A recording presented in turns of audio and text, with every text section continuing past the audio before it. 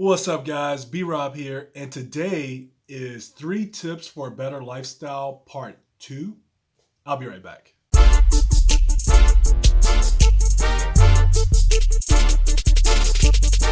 So I'm excited to come back and talk about the three tips for a better lifestyle. Of course, I did part 1, and here I am back again with part 2. And I just really like this series because I like the fact, as with all my series, I get to help people, but these things for a better lifestyle are things that I think are really easy. Of all the tips that I give, these seem like they might be some of the easier ones, but I understand that different people have different takes on what's easy and what's not. But anyways, I want to go ahead and press on. If you have not seen 3 tips for a better lifestyle part 1, please go read the blog at leanwellonline.com, but also watch the video. It's embedded with the blog. Or if you're watching this from thisisbrob.com, thank you very much. But please go back and look at that video. And I think those tips really will help you. They're all centered around setting goals and things like that. All right, so I'm gonna go ahead and get started with this part 2 here. And so tip number 1 is you need to focus on setting relationship goals. And I know the last part 1, like I just said, it was really goals heavy. But right now, what I'm doing with this first tip here, is asking you to dig into actual relationship goals. And this can be any relationship. It can be, your marriage. It could be your dating. It could be your best friend. It could be your relationships at work, things like that.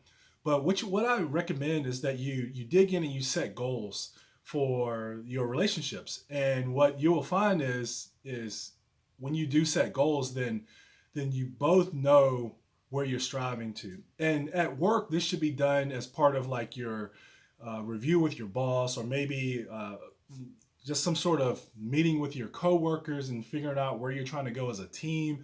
In your marriage, it's, hey, a year from now, this is where we want to be as best friends. Like, hey bud, how are we going to grow our friendship and be even closer and even more family within the next year? With your church, just, hey, where are we going to go from here as we intertwine more? So those are just some examples of when I say relationships, dig in deeper. Those are things that, and again, please use it and apply it to anywhere where there's a relationship involved, okay? So tip number two is, I am a big proponent of conflict resolution. So tip number 2 is be a proponent of conflict resolution. So if your personal life is just riddled with conflict everywhere, then you may need to take a step back and do some self-assessment and do some self-evaluation to figure out, why is there so much conflict around you?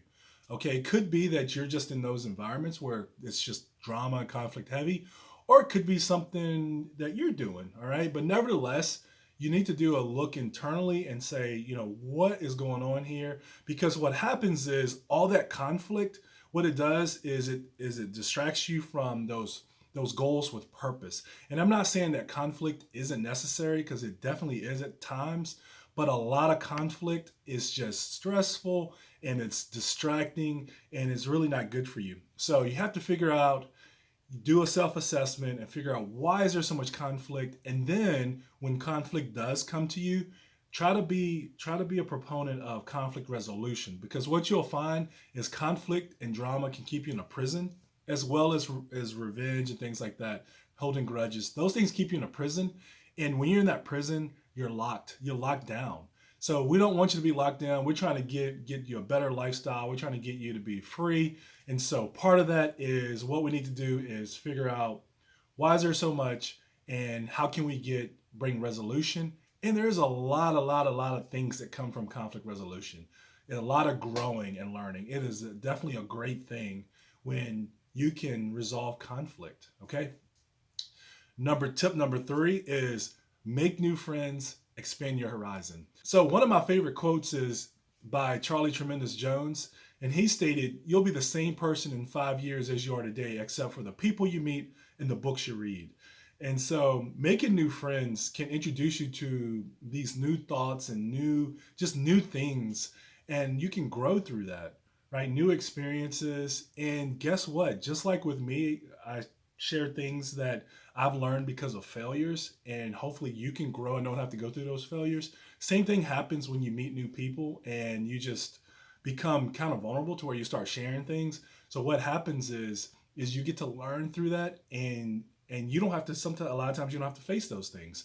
But also making new friends will also get rid of that fear that you have when you just, because you don't understand something or someone or a people group, what happens is you tend to just not want to be around. It's uncomfortable. So by making new friends, it opens you up and you'll watch those fears go down and you can talk to anyone after that. Okay. So those are the 3 tips for a better lifestyle. Hopefully these tips resonate with you, and I challenge you to go and implement those like right now into your life. Start today, take steps to do it.